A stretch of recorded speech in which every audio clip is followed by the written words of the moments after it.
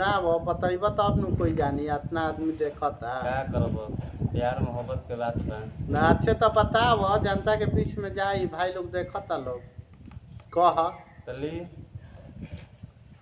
अरे हमारा के छोड़ के वो तो दूसरा से फसल बिया। अच्छा हमारा के छोड़ के वो तो दूसरा से फसल बिया। हम तो बेवफा ना रही लेकिन आज भी हमारा दिल में वो बसल बिया।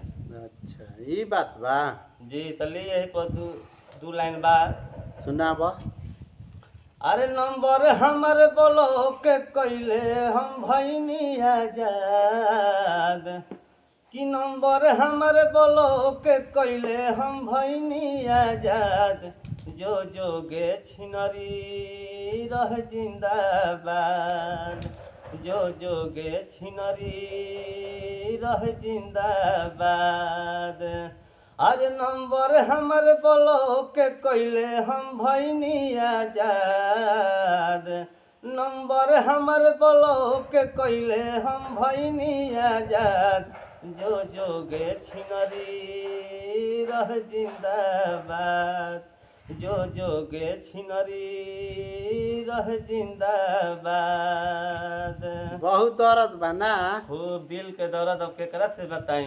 अच्छे भाई लोग देख ली लोग